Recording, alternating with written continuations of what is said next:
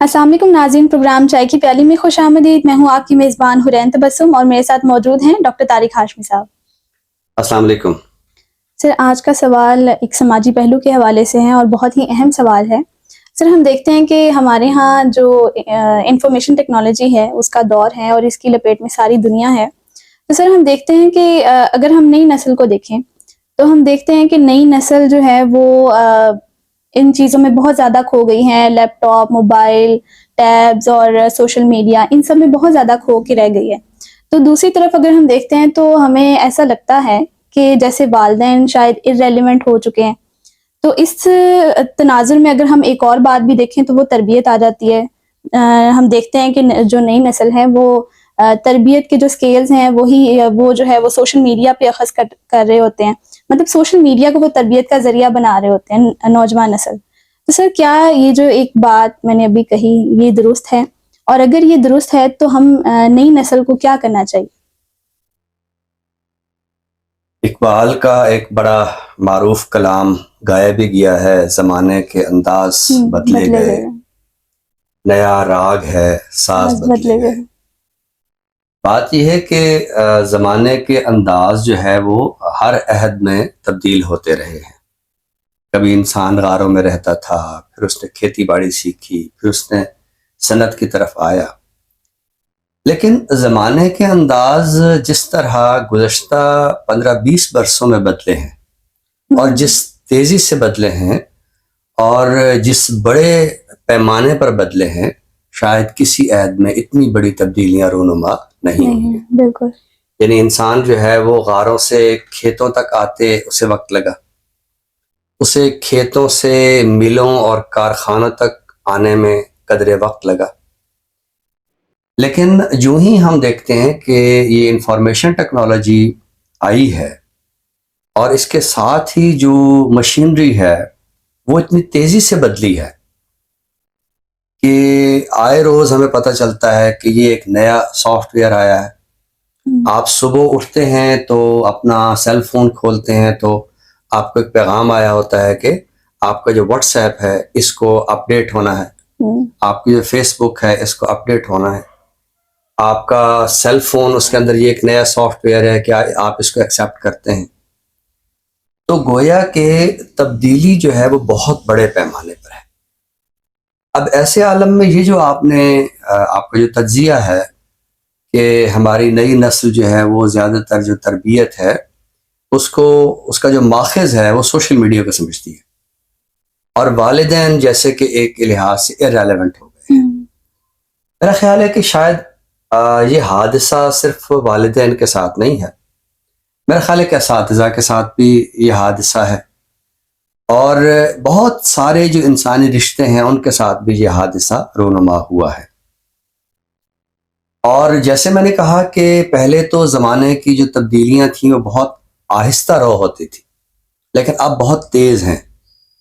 تو یہ ایک آواز اب اٹھائی جا رہی ہے کہ مستقبل قریب میں جو خواندہ اور ناخواندہ ہونے کا جو پیمانہ ہے وہ یہ نہیں ہوگا کہ میں کچھ پڑھ سکتا ہوں، میں کچھ لکھ سکتا ہوں یا نہیں۔ خواندگی کا یہ معیار نہیں ہوگا۔ ہو سکتا ہے کہ میری بہت بڑی لائبریری ہو، میرا بہت بڑا کتب خانہ ہو سکتا ہے کہ میں نے ہزاروں کتابیں پڑھی ہوں، لیکن خواندگی کا جو نیا معیار ہے وہ یہ ہے کہ آیا آپ یہ جو نئے گیجٹس ہیں، یہ جو انفارمیشن ٹیکنالوجی ہے، یہ جو ڈیجیٹل ورلڈ ہے، اس کے ٹولز کو آپ سمجھتے ہیں یا نہیں سمجھتے۔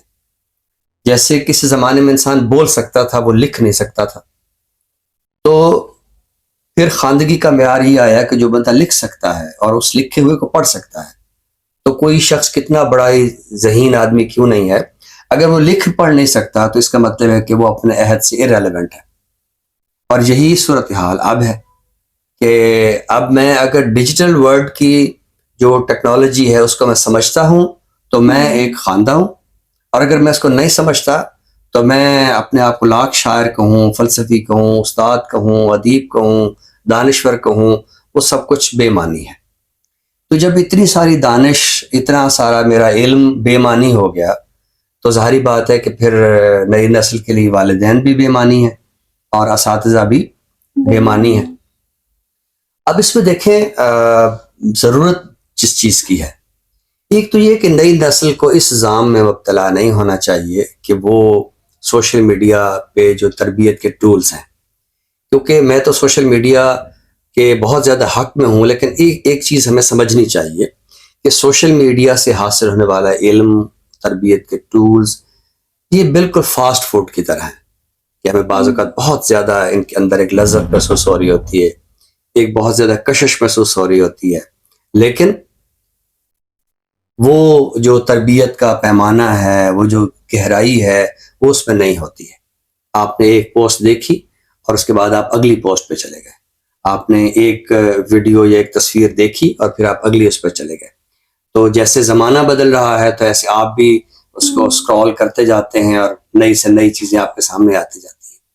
لیکن جیسے بزرگوں کے اقوال تھے، بزرگوں کے اشعار تھے، بزرگوں کی باتیں تھیں، وہ حکایتیں تھیں، وہ داستانیں تھیں، تو ان کے اندر جو تربیت کا ایک گہرا پہلو تھا وہ سوشل میڈیا میں نہیں ہے. لیکن حرین، آپ میرا مزاج جانتی ہیں کہ میں ہمہ وقت جو نئی نسل ہے اس کو تانے دینے کے حق میں بالکل نہیں ہوں. جیسے ہمارے ہاں ایک ٹول ہوتا ہے نا کہ ہم ہر وقت یہ کہیں کہ بھئی بچے بگڑ گئے ہیں، بچے جو ہے وہ موبائل میں کھوئے ہوئے ہیں. اس مرحلے پر والدین کو کیا کرنا ہے اور والدین کو کیا کرنا تھا، شاید یہ چیز بھی ہم بھول گئے.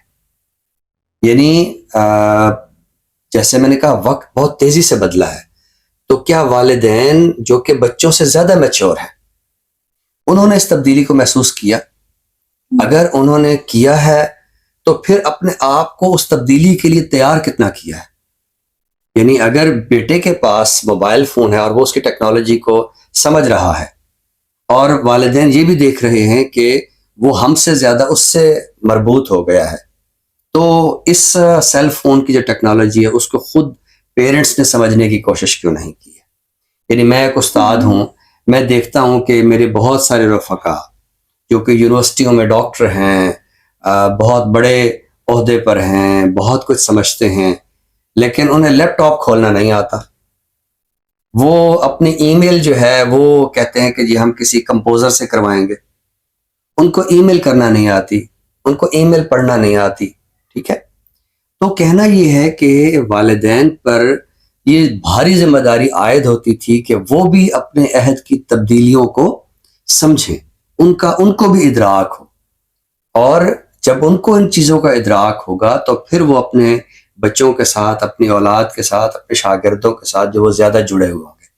یعنی میں کلاس میں جاتا ہوں، میں کلاس میں جو کچھ بتا رہا ہوں تو طالب علم جو ہے وہ اس سے کہیں زیادہ اپنے سیل فون کے ذریعے، اور اب آپ دیکھیے کہ جو آپ کے پاس آرٹیفیشل انٹیلیجنس کے ٹولز آئے ہیں فون میں، آپ کچھ بھی لکھتے ہیں تو آپ کو اس کے بارے میں وہ بہتر سے بہتر معلومات دے دیتا ہے، اگرچہ بھی اس میں بہت کچھ ہونا باقی ہے.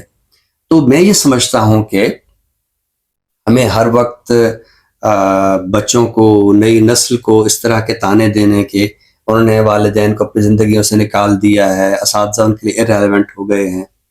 ٹھیک ہے، مسئلہ ان کی طرف ضرور ہے، اس کی طرف میں نے اشارہ بھی کیا ہے کہ آپ تربیت کے سارے ٹولز جو ہے وہ سوشل میڈیا کو نہ سمجھیے. آرٹیفیشل انٹیلیجنس ابھی اتنی زیادہ آپ کے لیے یعنی سمجھے کہ توانا نہیں ہوئی ہے کہ وہ آپ کو وہ باتیں بتا سکے کہ جو ہماری قدیم ضرب الامثال میں ہے یا محاوروں میں ہے یا بزرگوں کی باتوں میں ہے.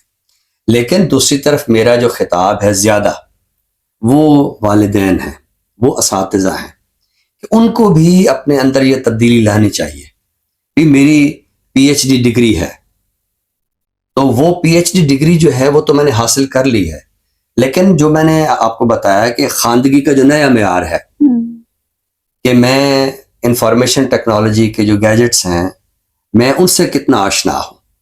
اگر میں نہیں آشنا تو جیسے پرانے زمانے کا ایک دانشور اور فلسفی اگر لکھ پڑھ نہیں سکتا تھا تو وہ ناخواندہ تھا، تو اسی طرح میں بھی پی ایچ ڈی ہوں، میں بھی پروفیسر ہوں، میں بھی کہنے کو دانشور ہوں، میں بھی کہنے کو شاعر ادیب ہوں، لیکن اگر میں ان نئے ٹولز کو نہیں سمجھتا، میں ای میل کرنا نہیں جانتا، میں ای میل پڑھنا نہیں جانتا، میں ان چیزوں کو جو ڈیجیٹل ورلڈ کے ٹولز ہیں اگر میں ان کو نہیں سمجھتا تو اس کا مطلب ہے کہ میں ایک ناخواندہ آدمی ہوں.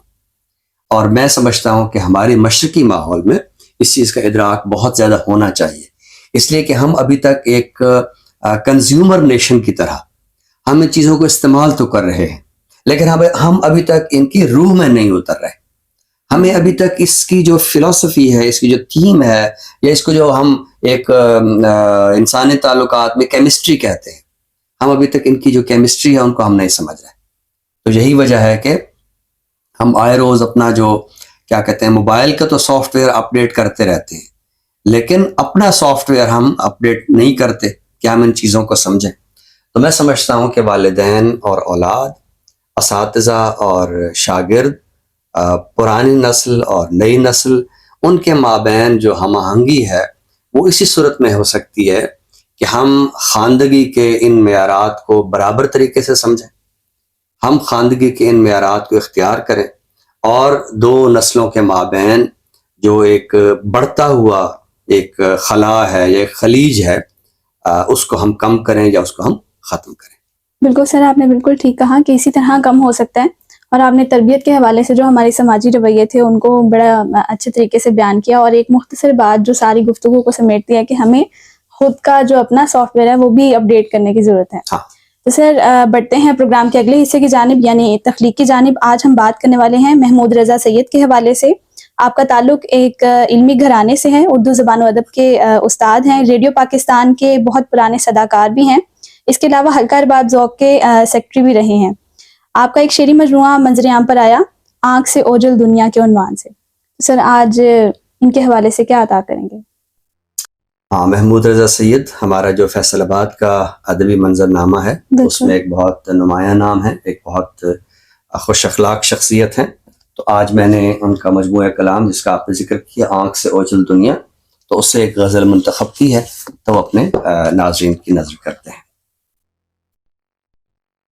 میرے سفر کا سہارا تمہاری یادیں ہیں، واہ. میرے سفر کا سہارا تمہاری یادیں ہیں، میرے لیے تو اثاثہ تمہاری یادیں ہیں. واہ. چھپائے رکھتی ہیں مجھ کو برہنہ کرتی نہیں، چھپائے رکھتی ہیں مجھ کو برہنہ کرتی نہیں، میرے بدن کا لبادہ تمہاری یادیں ہیں. واہ، بہت خوب. میرے بدن کا لبادہ تمہاری یادیں ہیں، ہمارے بیچ جو قائم ہے ایک مدت سے، ہمارے بیچ جو قائم ہے ایک مدت سے، وہ معتبر سا حوالہ تمہاری یادیں ہیں. واہ، بہت خوب. وہ معتبر سا حوالہ تمہاری یادیں ہیں، میں روشنی سے بنانے لگا ہوں تصویریں. واہ. میں روشنی سے بنانے لگا ہوں تصویریں، میری نظر کا اجالا تمہاری یادیں ہیں. بہت خوب، کیا کہنے. میری نظر کا اجالا تمہاری یادیں ہیں، کوئی کمی سی تمہارے بغیر لگتی ہے، کوئی کمی سی تمہارے بغیر لگتی ہے، پر اس کمی سے زیادہ تمہاری یادیں ہیں. واہ. پر اس کمی سے زیادہ تمہاری یادیں ہیں. بہت خوب. تمہاری سمت میں ہر وقت بڑھتا آتا ہوں، تمہاری سمت میں ہر وقت بڑھتا آتا ہوں، رضا کے واسطے رستہ تمہاری یادیں ہیں. بہت خوب. میرے سفر کا سہارا تمہاری یادیں ہیں، میرے لیے تو اثاثہ تمہاری یادیں ہیں. بہت خوب سر، بہت ہی عمدہ غزل آج آپ نے عطا کی. ناظرین اسی کے ساتھ بڑھتے ہیں پروگرام کے آخری حصے کی جانب، یعنی کتاب کے تعارف کی جانب. تو سر آج اس سیگمنٹ میں کس کتاب کا تعارف پیش کریں گے؟ آج ایک بہت دلچسپ کتاب ہے. اردو اہل قلم نے ہمارے جو دیگر فنون ہے، موسیقی ہے، مصوری ہے، تو ان سے وابستہ جو بڑے نام ہیں ان پر بھی کتابیں رقم کی ہیں. بہت کم لوگ جانتے ہیں کہ قرۃ العین حیدر نے استاد بڑے غلام علی خاں پہ کتاب لکھی ہے. اسی طرح لتا منگیشکر پہ، محمد رفیع پہ کتابیں ہیں. تو یہ آج میرے پاس ایک کتاب ہے، پٹھان خان گائکی اور شخصیت. اس کے مصنف ہیں حفیظ خان. حفیظ خان ہمارے عہد کے بڑے ناول نگاروں میں ہیں، خصوصاً جو سرائکی ناول نگاری ہے، اس میں حفیظ خان ایک معتبر نام کے طور پر ابھرے ہیں، اور اس کے علاوہ افسانہ، کالم نگاری، یہ بھی حفیظ خان کے اہم شعبے ہیں۔ تو یہ کتاب جو ہے پٹھان خان، ہم جانتے ہیں کہ پٹھان خان ہمارے جو صوفی گائکی ہے، اور خصوصاً جو سرائکی میں کافی کی جو اٹھان ہے اس کا ایک اہم نام پٹھان خان ہے۔ یہ پٹھان خان پہ ایک ایسی کتاب ہے کہ جس میں ہم پٹھان خان کی زندگی، ان کے فن گائکی اور ان کا جو فنی سفر ہے اس کے بارے میں ہم ایک اچھی آگاہی حاصل کر سکتے ہیں۔ اس کتاب کے ہم اگر مندرجات کو دیکھیں تو اس میں سب سے پہلے حفیظ خان نے سرائکی وسیب پہ بات کی ہے کہ سرائکی وسیب کیا ہے، یہاں کے لوگوں کا رہن سہن، ان کا مزاج، ان کا جو فن موسیقی سے شغف ہے وہ کس نوعیت کا ہے۔ اس کے بعد پٹھان خان کی ابتدائی زندگی کے بارے میں ہے، اور اس میں ایک جو اہم باب ہے وہ ہے کہ پٹھان خان صوفی گائکی کی طرف کیسے آئے۔ اس میں انہوں نے ایک واقعہ رقم کیا ہے کہ ایک عرس پر جو ہے، ظاہر ہے کہ آپ جانتی ہیں کہ ہمارے یہاں جو عرس کی تقریبات ہوتی ہیں تو اس پہ کچھ خاندانی قوال بھی ہوتے ہیں، اور وہ مسلسل ہر سال وہاں آتے ہیں اور وہ فن قوالی کا مظاہرہ کرتے ہیں۔ تو ایک موقع پر پٹھان خان نے پیر صاحب سے درخواست کی کہ مجھے 5 منٹ موقع دیا جائے کہ میں خواجہ غلام فرید کی کافی جو ہے وہ پڑھنا چاہ رہا ہوں۔ تو وہ کہتے ہیں کہ انہوں نے اس انداز سے فن کا مظاہرہ کیا کہ 5 منٹ سے 45 منٹ ہو گئے اور وقت آگے بڑھتا گیا، اور پیر صاحب نے جتنا وہ نذرانہ ان کو ملا تھا وہ پٹھان خان کو دے دیا، اپنی گھڑی اتار دی اور اپنی دستار بھی ان کو پیش کر دی۔ تو ظاہر ہے کہ بہت بڑی تقریب کی بات تھی۔ تو ظاہر ہے کہ یہاں سے پھر پٹھان خان کی ایک شناخت بنی۔ اچھا، پٹھان خان نے گانا بہت پہلے شروع کیا تھا، لیکن چونکہ سرائکی وسیب میں جو میڈیا ہے وہ دیر بعد آیا، تو 1970 میں جب ریڈیو پاکستان ملتان کا آغاز ہوتا ہے تو یہاں سے پٹھان خان ایک اچھے گلوکار کے طور پر، ایک نمایاں گلوکار کے طور پر جو ہے وہ ابھرنا شروع ہوئے۔ تو پھر پٹھان خان کے لیے شہرت کے دروازے کھل گئے۔ اچھا، اس میں ایک حصہ پٹھان خان کی خانگی زندگی کے بارے میں بھی ہے کہ وہ گلوکار تو تھے لیکن گھر میں ان کی جو ان کا طرز رہائش تھا وہ کیسا تھا۔ اس میں ایک باب پٹھان خان اور شینا کے نام سے ہے۔ شینا ان کے ایک نوجوان دوست تھے، اور کہتے ہیں کہ جب کہیں پٹھان خان کوئی کافی گا رہے ہوتے تھے اور کچھ بھول جاتے تھے تو شینا کو وہ کافی جو ہے وہ پوری یاد ہوتی تھی۔ تو یہ بہت ہی میں سمجھتا ہوں کہ ایک دلچسپ کتاب ہے کہ جس میں ہم فن گائکی اور خصوصاً جو کافی گانے کا فن ہے، میں سمجھتا ہوں کہ جو گلوکار کافی اور غزل پہ عبور حاصل کر لیتا ہے وہ گائکی کا کوئی بھی پیرایا ہو اس پر اس کی دسترس جو ہے وہ ممکن ہوتی ہے۔ تو میں سمجھتا ہوں کہ یہ کتاب پٹھان خان کا فن گائکی، سرائکی وسیب، سرائکی ثقافت، کافی کیا ہے، کافی کے کیا کیا انگ ہیں، تو یہ میں سمجھتا ہوں کہ بہت ہی بھرپور کتاب ہے۔ اور اس طرح کی کتاب وہ شخص لکھ سکتا ہے کہ جو اپنی ثقافت میں جو سمجھے کہ اس نے ثقافت کو اپنے باطن میں اتارا ہو۔ تو حفیظ خان چونکہ سرائکی ثقافت اور اس کے ارتقاء کے بہت بڑے علم بردار ہیں، تو اس اعتبار سے انہوں نے پٹھان خان پہ یہ کتاب لکھ کے تو نہ صرف یہ ہے کہ پٹھان خان کا حق ادا کیا ہے بلکہ سرائکی وسیب اور سرائکی ثقافت کا بھی ایک حق ادا کیا ہے۔ تو ہمارے وہ ناظرین کہ جو فن گائکی سے، کافی گائکی سے اور پٹھان خان کی شخصیت اور ان کے فن سے دلچسپی رکھتے ہیں تو وہ حفیظ خان کی یہ کتاب ضرور دیکھیں، پٹھان خان، گائکی اور شخصیت۔ بہت عمدہ سر، ہمیشہ کی طرح آج بھی ایک اہم کتاب کا تعارف آپ نے پیش کیا۔ ناظرین، اسی کے ساتھ ہی ہم آپ سے اجازت چاہیں گے، نئے موضوع کے ساتھ انشاءاللہ آپ کی خدمت میں دوبارہ حاضر ہوں گے۔ تب تک کے لیے اپنی میزبان حورین تبسم اور ڈاکٹر طارق ہاشمی صاحب کو دیجیے اجازت۔ اللہ حافظ۔ اللہ حافظ۔